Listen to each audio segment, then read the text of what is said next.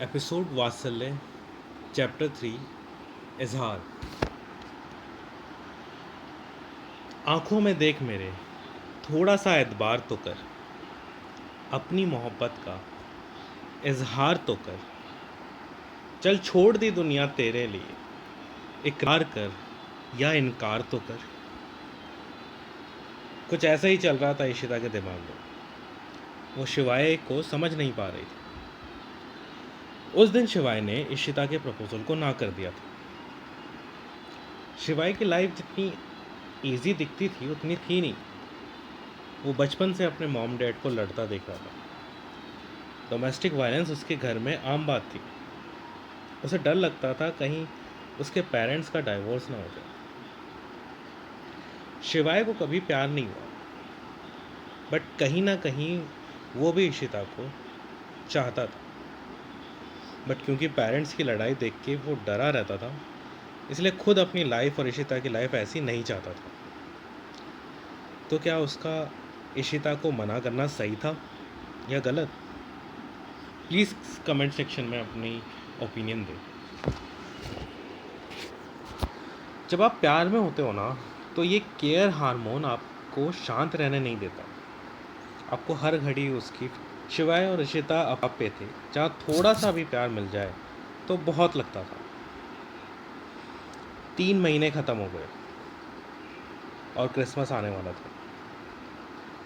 ये डिपेंड नहीं करता आप क्रिश्चियन हो या नहीं, बट अगर आप दिल्ली में हो तो हर फेस्टिवल आप अपने दिल से सेलिब्रेट करते हो। इन 3 महीने में इशिता ने शिवाय के डिसीजन की रिस्पेक्ट रखी और बड़ी ईमानदारी से शिवाय के इजहार का इंतज़ार किया। ओम शांति ओम की डायलॉग है एक, किसी चीज़ को अगर शिद्दत से चाहो तो पूरी कायनात आपकी मदद करती है उसे पाने में। तो आखिर वो दिन आ ही गया। शिवाय को इशिता की सारी कोशिशें दिख रही थी और वो भी चुपचाप इशिता का इम्तिहान ले रहा था।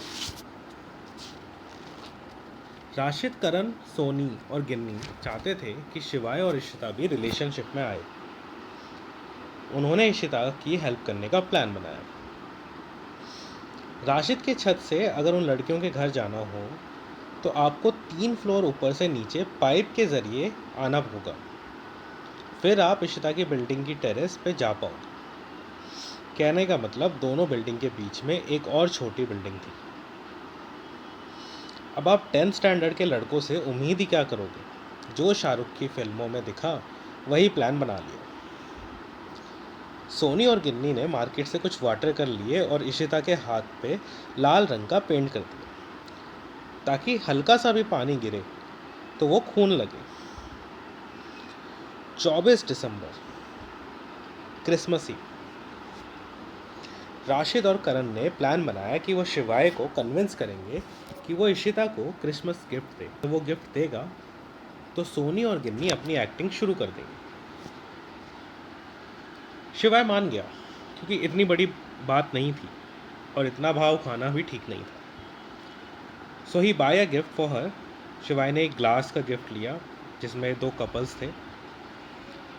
25 दिसंबर, क्रिसमस वाले दिन जब टेरेस में आके गिफ्ट देने का टाइम आया, तब सोनी और गिन्नी ने अपनी एक्टिंग शुरू कर दी। लाल रंग का पानी जब दूर से शिवाय ने देखा तो वो रो गया। वो सब्र नहीं कर पाया और चला गया इशिता से मिलने। अब जो होने वाला है ना, वो प्लान में नहीं था। पाइप से उतरते वक्त शिवाय का पैर स्लिप हो गया और वो सीधा 3 फ्लोर नीचे गिरा। इशिता ने कुछ नहीं देखा और सीधा नीचे गई। बाकी लोग भी पीछे पीछे उसके पहुंच गए। इशिता ने शिवाय को देखा। शिवाय के सर पे हल्की चोट थी और राइट हैंड ऑलमोस्ट टूट चुका था। इशिता को अपने दोस्तों पे गुस्सा आया और वो उन्हें डांटने लगी, नहीं करनी मुझे एक्टिंग। वो मुझसे प्यार नहीं करता तो नहीं करता, मुझे ये दिखावा नहीं करना। तुम लोगों की वजह से ये सब हुआ। शिवाय को कुछ हो जाता तो तुम लोगों को माफ़ नहीं करती। शिवाय हार गया। अब वो चुप नहीं रह सकता था। अब वो और अपनी फीलिंग नहीं कंट्रोल कर पाया। उसने इशिता के माथे को चूमा और कह दिया, आई लव यू। शिवाय और इशिता के लिए क्रिसमस का ये एक बहुत बढ़िया प्रेजेंट था।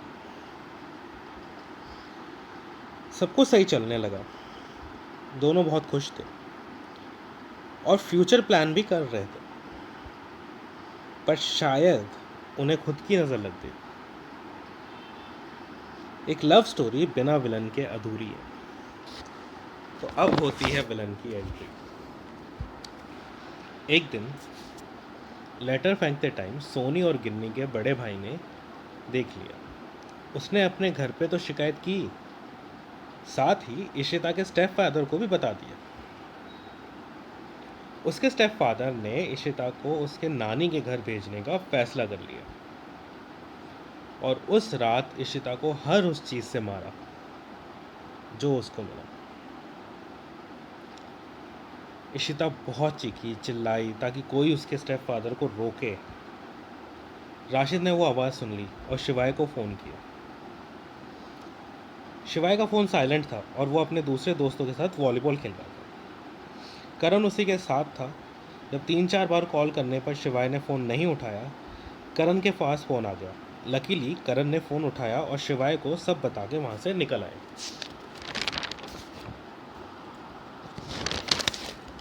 रात हो चुकी थी, कुछ साफ दिख नहीं रहा था, तो शिवाय ने ईंट का एक टुकड़ा उसके छत पर फेंका और उसके बाप ने वो देख लिया और उसे लगा कि कुछ आवारा बच्चे पत्थर फेंक रहे।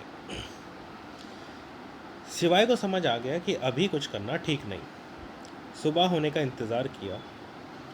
जब इशिता स्कूल के लिए निकली तो शिवाय ने उसे रोक लिया। इशिता ने बोला, यहाँ कोई देख लेगा, मुझे कहीं और ले चलो। शिवाय उसे पास के एक पार्क ले गया। इशिता ने सारी बात उसे बता दी। शिवाय ने बोला कि वो अपने पेरेंट्स से बात करेगा उसके लिए। इशिता ने बोला कि बात करने की ज़रूरत नहीं है अब, क्योंकि अब मैं अपने घर वापस नहीं जाऊँगी।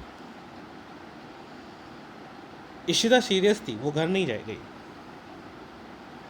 शिवाय ने उसे समझाया कि ये ठीक नहीं है और इशिता ने बोला कि अब यही ठीक है। फिर क्या हुआ? एक 10th क्लास के स्टैंडर्ड का लड़का क्या उसे भगा ले गया, या इशिता कन्विंस हो गई? ये जानने के लिए अगले एपिसोड का वेट करो। गाइस, अगर आपको कोई फीडबैक है, कुछ ऐसा है जो आप चाहते हैं कि बेहतर हो सकता है, प्लीज़ बताएं कमेंट सेक्शन में, ताकि मैं उस चीज़ों को इम्प्रूव करूं। और अच्छा लगे तो प्लीज़ आगे शेयर करें। Thank you so much for your support and